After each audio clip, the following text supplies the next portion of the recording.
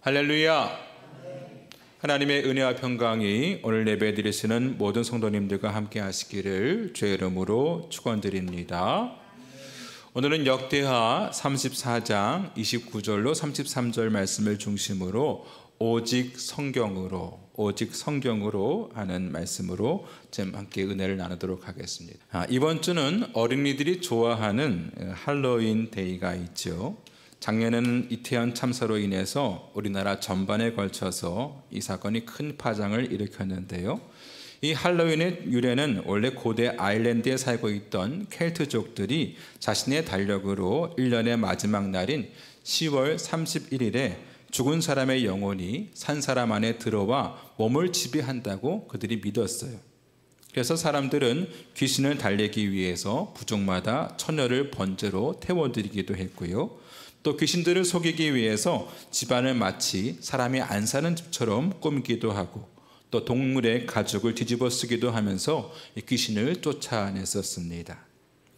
이후에 로마 제국이 이 켈트족을 지배하고 가톨릭이 전 유럽으로 확장되면서 11월 1일을 할로스데이라고 해서 성인들을 기리기 위한 정통 기념일로 정했고요. 그날이 자연스럽게 할로스데이의 전야가 되면서 귀신을 쫓던 풍습이 귀신 옷을 입는 축제로 바뀌게 된 것입니다.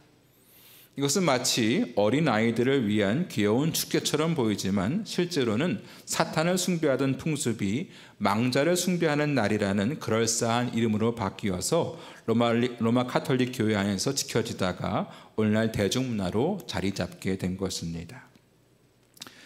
10월 31일은 할로윈 데이로도 유명하지만 우리 기독교의 아주 중요한 기념일이기도 하죠. 이날이 무슨 날이죠? 네, 종교개혁일입니다. 1517년 10월 31일 마틴 루터는 비텐베르크 성당에다가 가톨릭의 잘못된 관행을 비판하는 95개조의 반박문을 게시했습니다. 당시 로마 가톨릭 교회는 성 베드로 성당을 짓고 있었는데 이 재정적인 어려움을 해결하기 위해서 면죄부라고 하는 성경에도 있지 않은 그러한 교리를 내세워서 건축비를 충당하려고 했었습니다. 원래 면죄부의 원리는 이런 것입니다. 죽은 사람이 죽은 뒤에 천국이나 지옥으로 가는 것이 아니라 연옥이라는 중간지대에 머물게 되는데 그때 후손들이 면죄부를 구입하게 되면 그 돈이 헌금 바닥에 떨어지는 그 순간, 딸랑하는 그 순간 연옥에 있던 조상의 영혼이 천국으로 올라간다 이렇게 얘기했습니다. 정말 말도 안 되는 얘기죠. 루터는 이런 부패한 상황을 보고 면죄부로 죄를 사함받는 것이 아니라 본질에서 벗어난 교회는 성경으로 돌아가야 한다고 반박했습니다. 루터는 라틴어로 기록된 성경을 독일어로 번역해서 중세교회의 잘못된 점들을 깨우치며 대항했습니다. 그래서 항거하는 자라는 뜻을 가진 프로테스탄트, 개신교가 탄생하게 된 것이죠. 루터가 중세교회를 대항해서 개혁하게 된 근거가 무엇입니까? 당시 절대적인 권력을 가지고 있었던 가톨릭에 맞서서 싸우게 한 것이 무엇이겠습니까? 그것은 바로 성경의 권위였습니다. 성경에 말씀하고 있는 바가 있었기에 루터는 그 절대적인 권력과 맞서 싸울 수 있었던 것이죠. 즉 성경에 비춰봤을 때에 잘못되어 있는 교회를 성경적으로 돌아가게 하는 것이 바로 종교개혁의 정신인 것입니다. 오늘 우리가 읽었던 본문은 요시야 왕의 종교개혁에 대해서 소개하고 있는데요. 요시야 왕은 유다의 16대 왕으로서 8살의 왕위에 올라서 31년 동안 나라를 다스렸습니다. 그는 여호와 보시기에 정직하게 행하고 다윗의 길을 따라 걸었던 훌륭한 왕입니다. 그가 했던 첫 번째 일은요, 바로 우상을 제거하는 일이었어요. 그는 유다의 모든 도시들을 돌아다니면서 바알의 제단을 헐어버리고 또 아세라 목상과 태양상을 찍어버리고 아로새긴 우상들과 부엄하는 우상들을 빻아서 가루로 만들어 버렸습니다. 그렇게 몇 년간의 행보를 통해서 남유다 전체를 정결하게 만들었어요. 요시야가 두 번째로 한 일은 성전을 수리하는 일이었습니다. 전에 하나님의 전에 헌금한 돈을 대시장 hilki야에게 주고 성전을 수리하게 맡겼습니다.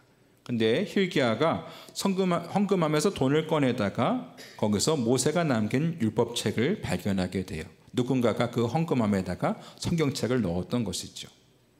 그는 그 율법책을 서기관 사반에게 전달했고 사반은 그 율법책을 요시야 왕 앞에서 읽었습니다.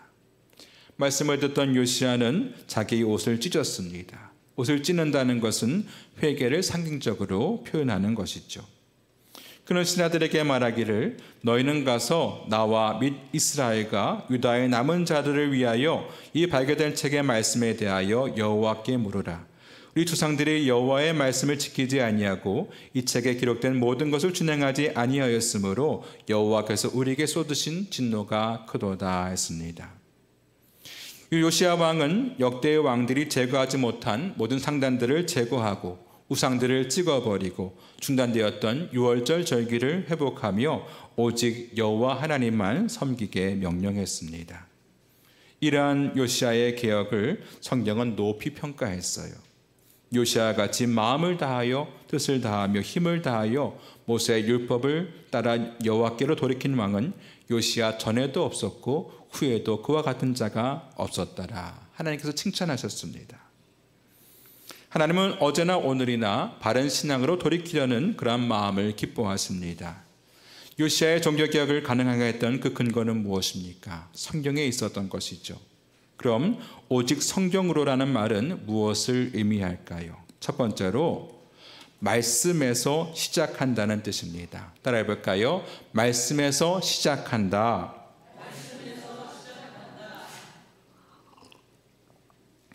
루터가 종교개혁을 시작할 당시에 그 교인들은 하나님의 말씀인 이 성경책을 볼 수가 없었습니다. 교인들은 성경을 가지고 있지 않았고요. 또 어려운 라틴어로 된 성경을 읽을 수도 없었습니다. 그래서 성경은 사제들에 의해서만 해석되었고 물론 교회에서 성경을 가르치지도 않았습니다. 그러다 보니까 사제의 말이 곧 진리가 되고 하나님 말씀이 되는 것이죠.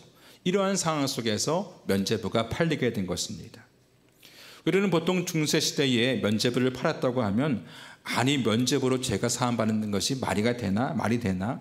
너무 어리석은 건 아니야? 이렇게 생각하기 쉬운데요.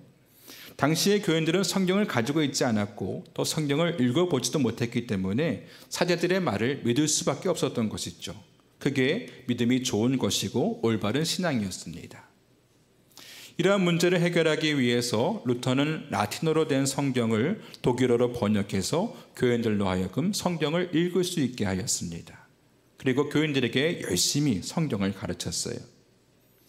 그리고 그때 마침 구텐베르크의 금속 활자가 개발되어서 번역된 성경을 빨리 인쇄할 수 있었습니다. 이전까지 성경은 다 직접 손으로 기록해서 만들었기 때문에 구하기도 힘들었고 가격이 매우 비쌌지만 새로 개발된 인쇄 기술을 통해서 성경은 빠르게 보급될 수 있었고 많은 사람들이 손쉽게 성경을 읽을 수 있게 됐습니다. 이것이 신앙개혁의 기초가 된 것이죠. 오늘 요시야의 개혁도 바로 말씀에서 시작되는데요. 우리 30절 말씀 같이 읽어보겠습니다. 시작. 여호와의 전에 올라가매 유다 모든 사람과 예루살렘 주민들과 제사장들과 레위 사람들과 모든 백성이 노소를 막론하고 다 함께한지라. 왕이 여호와의 전 안에서 발견한 언약책의 모든 말씀을 읽어 무리의 귀에 들려주고. 아멘. 당시 유다 사람들은요 말씀과 아주 무관한 삶을 살았어요. 율법책이 어디 있는지도 몰랐으니 그 신앙이 얼마나 엉망진창이었겠습니까? 바알신을 섬기고 또 아세라 신상에 절을 하고 이런 우상 숭배를 하고 있는데도 그것이 잘못된 줄을 모르고 있었습니다. 그런데 요시야가 성경에서 찾아낸 그 모세 율법책을 백성들에게 읽어주었고 그들이 여호와의 말씀을 듣고 깨닫는 것부터 개혁이 시작된 것이죠. 여러분, 신앙의 회복은 말씀을 듣는 것에부터 시작되어야 합니다. 내 생각이나 내 생각만으로서 소신으로서 시작하게 된다면 실패할 수밖에 없습니다. 유다 백성들은 자신들이 우상을 섬기면서도 그것이 잘못된 줄을 몰랐어요. 그게 잘하는 것이라고 믿었습니다. 그러나 그들이 말씀을 듣고 깨달았을 때에 그들은 비로소 자신의 잘못을 깨달을 수 있었던 것이죠. 이와 같이 자신의 생각만으로선 올바른 길을 갈 수 없는 것입니다. 여러분, 똑바른 선을 한번 그는다고 생각해 보십시오. 내 나름대로는 선을 그것을 똑바로 그는다고 생각하지만 긋다 보면 이것이 삐뚤빼뚤 어긋나게 되어 있죠. 그런데 자를 대고 긋게 되면 어떻게 됩니까? 그것이 똑바로 가게 됩니다. 마찬가지로 우리의 삶에는 옳고 그름을 구분할 수 있는 기준이 필요한데 우리 그리스도인들은 그것을 말씀에서부터 시작해야 한다는 것입니다.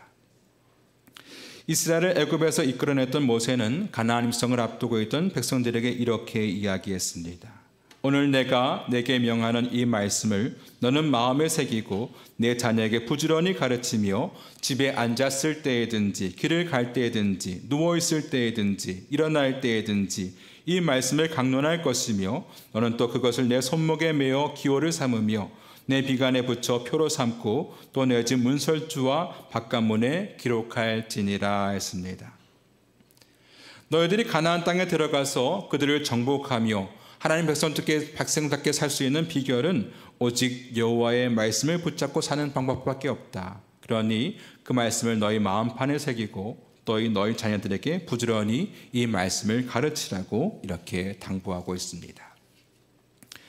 모세의 뒤를 이어서 새로운 지도자가 된 여호수아는 백성들을 어떻게 이끌고 갈 수 있을까 고민을 많이 했어요. 그래서 밤에 잠이 오지 않을 정도로 걱정이 많이 됐습니다. 그때 하나님께서 여호수아에게 말씀을 주시는데요. 이 율법책을 내 입에서 떠나지 말게 하며 주야로 그것을 묵상하여 그 안에 기록된 대로 다 지켜 행하라. 그리하면 내 길이 평탄하게 될 것이며 내가 형통하리라 했습니다. 여호수아는 그 말씀을 주야로 묵상하면서 백성을 이끌었고 그 결과 5년 동안에 33번의 모든 전쟁에서 승리하며 약속의 땅 가나안을 정복할 수 있었습니다. 여러분, 우리가 이 땅에서 하나님 자녀답게 살아갈 수 있는 방법은 하나님 말씀을 묵상하며 그 말씀을 우리 마음에 새기고 그 가운데 기록한 대로 다 지켜 행하며 우리 자녀들에게 부지런히 가르칠 때에 우리들은 물론이요 우리 자녀들 또한 형통한 삶을 살게 되는 줄로 믿습니다. 여러분, 세상을 올바로 살기를 원하십니까? 하나님 말씀을 읽고 또 들으시기 바랍니다. 또한 말씀 듣는 그 자리를 사모하시고 그 자리로 나아가시기 바랍니다. 우리가 하나님 말씀으로부터 멀어지게 되면 우리의 영혼에 기근이 오고 우리의 심령이 강팍해지는 것입니다. 은혜로 사는 것이 아니라 내 생각대로 살고 죄를 지으면서도 그것이 죄인 줄 모르게 되는 것이죠. 우리는 말씀을 떠나서는 올바로 살 수 없습니다. 매일매일 성경을 읽으며 하루를 시작하시기 바랍니다. 그 말씀이 우리의 심령에 분별력을 더해주고 우리를 옳은 길로 인도하실 줄로 믿습니다. 바라기는 하나님 말씀으로 하루를 시작하는 우리 모두가 되기를 주의 이름으로 축원드립니다. 두 번째로 말씀을 이루겠다는 결단이 필요합니다. 따라볼까요? 말씀으로 결단한다.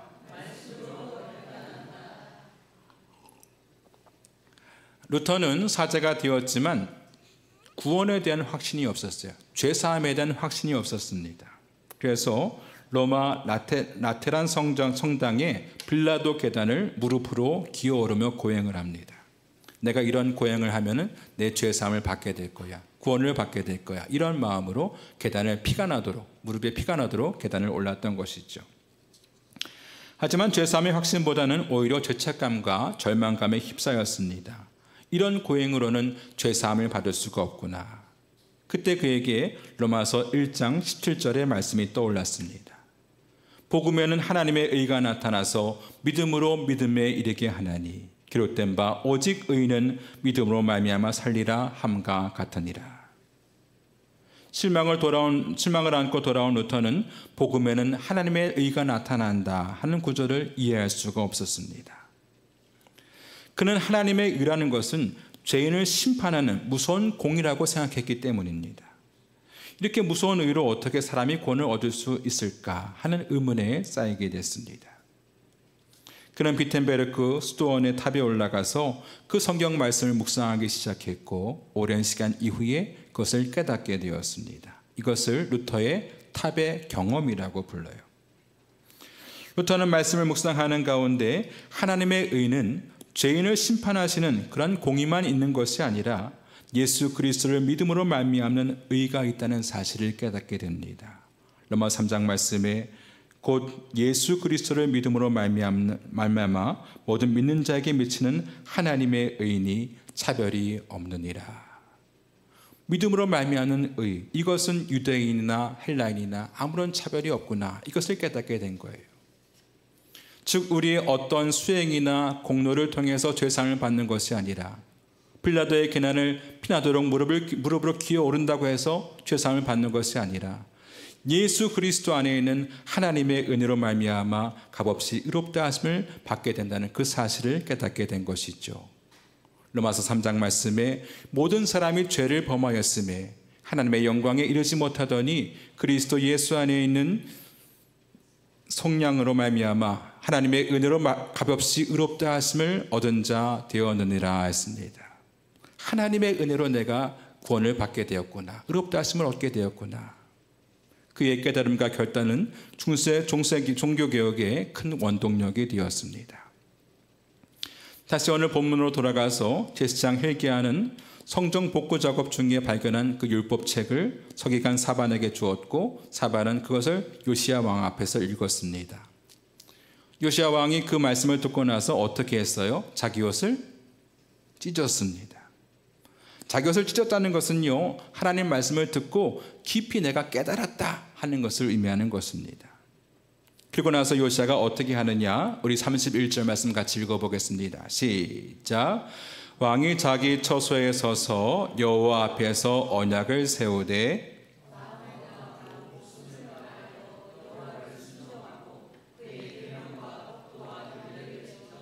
이 책에 기록된 언약의 말씀을 이루리라. 아멘. 왕이 자기의 처소에 서서 여호와 앞에서 언약을 세웠다고 했습니다. 내가 이제부터 마음을 다하고 목숨을 다하여 여호와 하나님을 순종하고 그 계명을 지켜서 이 책에 기록된 말씀을 다 이루겠습니다 하고 하나님 앞에서 결단을 내린 것이죠.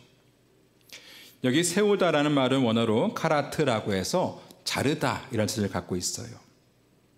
고대 근동에서는 계약을 체결할 때에 계약을 체결하는 재물을 돌로 쪼개고 그 쪼개진 사이를 둘이 같이 지나갔습니다. 창세기 15장에 보면 아브라함이 하나님과 언약을 맺을 때에 타는 횃불이 그 쪼갠 고개 사이로 지나갔다, 이러한 얘기가 있어요. 이것의 의미가 무엇이냐, 만약에 내가 이 언약을 어기게 되면 지금 쪼개진 이 재물처럼 죽임을 당하게 될 것이다 하는 약속의 의미인 것입니다. 내가 약속을 어기면 이 동물이 죽은 것처럼 내가 죽겠습니다, 희생을 각오하겠습니다, 이러한 얘기죠. 요시야 왕이 백성들 앞에서 하나님과 언약을 세우고 32절에 보면 예루살렘과 베냐민에 있는 모든 자들, 예루살렘 모든 주민이 이 언약에 참여하게 됐다고 했습니다. 모세가 시내산에서 이스라엘 백성들과 하나님과 언약을 맺은 것처럼 모든 백성들이 하나님 앞에서 언약을 맺은 것입니다. 하나님 말씀 앞에 결단을 내린 것이죠. 여러분, 우리가 신앙생활을 하면서 말씀을 읽고 아는 것도 중요하고요, 또 교회에 나와서 말씀을 듣는 것도 매우 중요합니다. 이런 것들을 참 소중하게 여길 줄 알아야 돼요.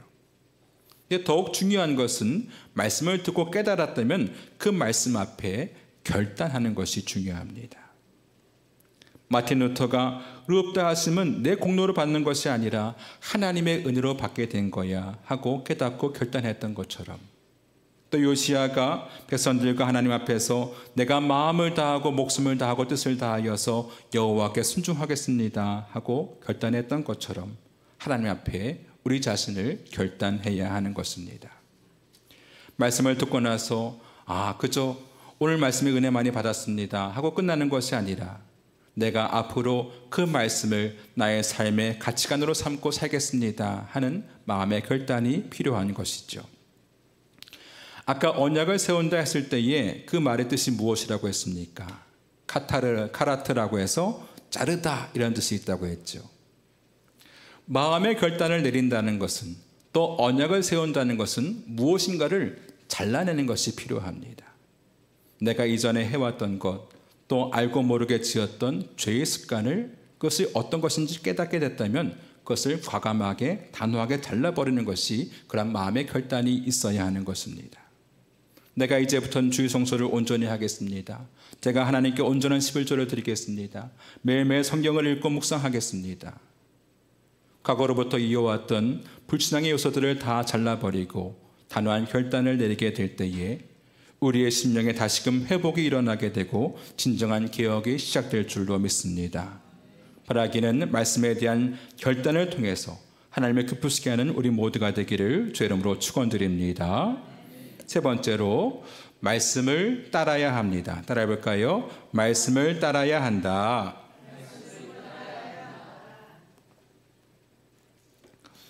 루터는 수도사 생활을 하기 이전에 에르푸르트 대학에 다니고 있었습니다.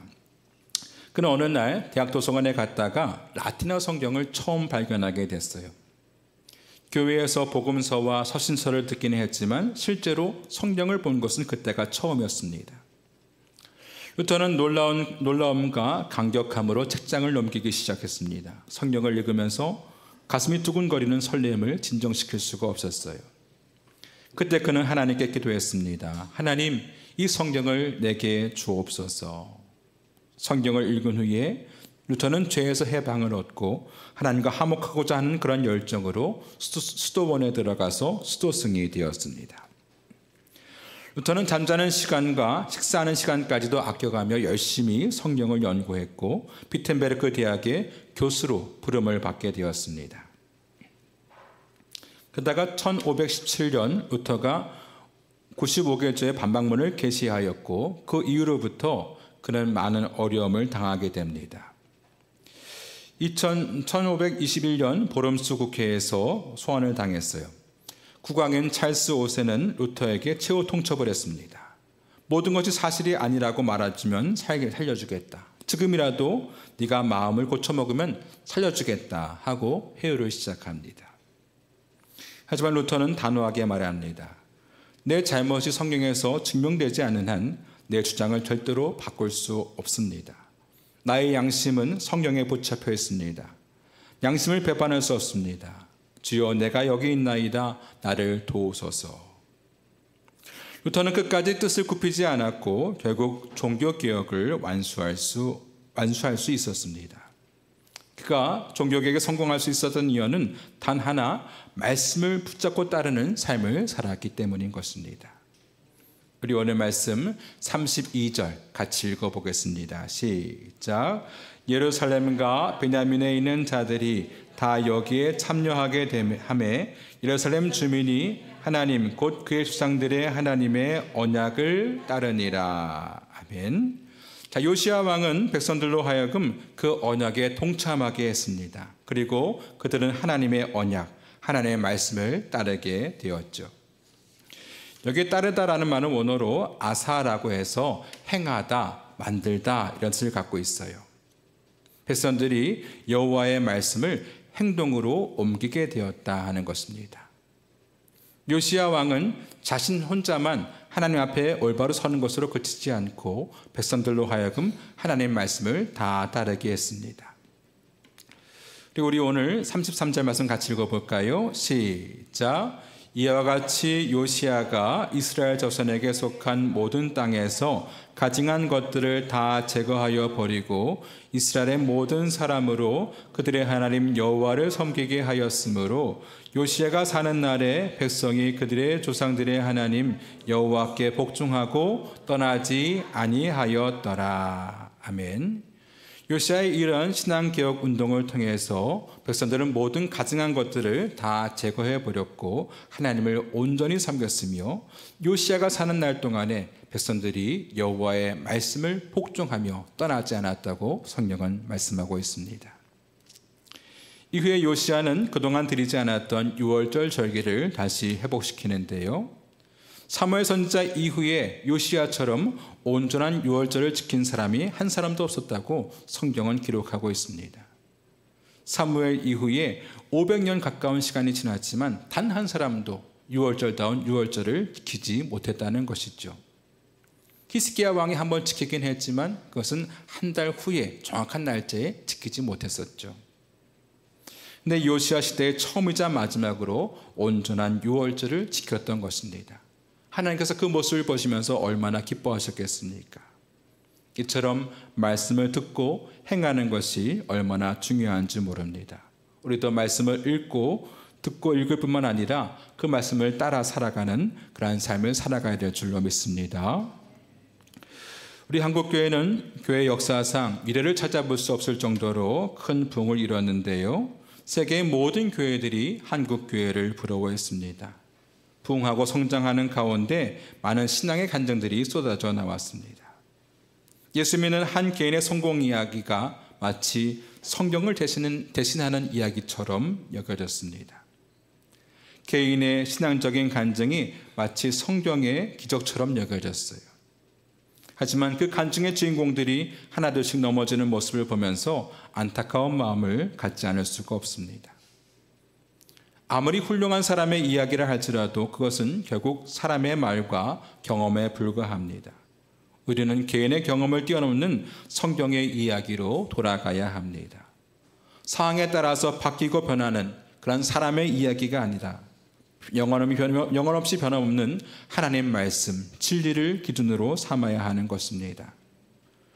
오늘날 개신교회가 여러 가지 어려움에 처했지만 오늘 말씀에 이 요시야처럼 또 그 옛날 종교개혁을 했던 그 루터처럼 오직 말씀으로 돌아가서 하나님 말씀으로부터 시작하여서 그 말씀으로 결단하고 그 말씀을 따라 행할 때에 우리에게 다시금 부흥이 오고 은혜의 날이 회복될 줄로 믿습니다. 그러기에는 오직 말씀으로 제2의 부흥을 경험하는 우리 모두가 되기를 주의 이름으로 축원드립니다. 우리 함께 찬송하고 기도하겠습니다.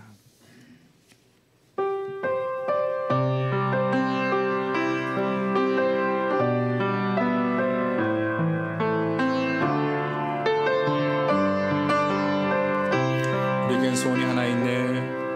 우리에겐 소원이 하나 있네. 주님 다시 오실 그날까지 우리 가슴에 새긴 주의 십자가 사랑 나의 교회를 사랑케 하네. 주의 교회를 향한 우리 마음 희생과 포기와 가난과 고난 하물며 죽음조차 우릴 막을 수 없네. 우리 교회는 이 땅의 희망 교회를 교회되게 예배되게 우릴 사용하소서. 진정한 부흥의 날 오늘 임하도록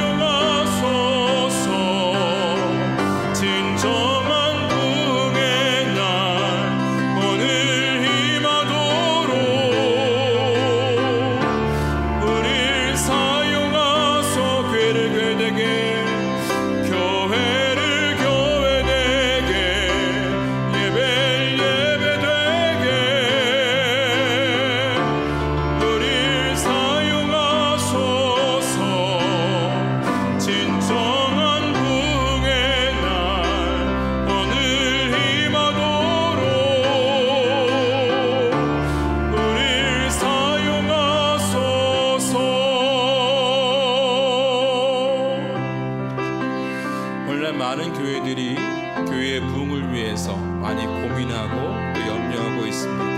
그러나 진정한 부흥은 바로 성경에서부터 하나님 말씀부터 시작되어야 되는 줄로 믿습니다. 우리가 하나님 말씀에 귀 기울이고 그 말씀에 결단하며 그 말씀을 온전히 행할 때에 바로 우리로부터 하나님 말씀의 순종하로부터 바로 회복 시작되는 것입니다. 하나님, 우리가 그러한 일꾼들 되게 하여 주옵소서. 교회를 새롭게 하는 일꾼들이 되게 하여 주옵소서. 말씀 앞에 결단하며 순종하는 우리의 삶이 되게 하여 주옵소서. 다 함께 주여 부르시고 통성으로 기도하겠습니다. 주여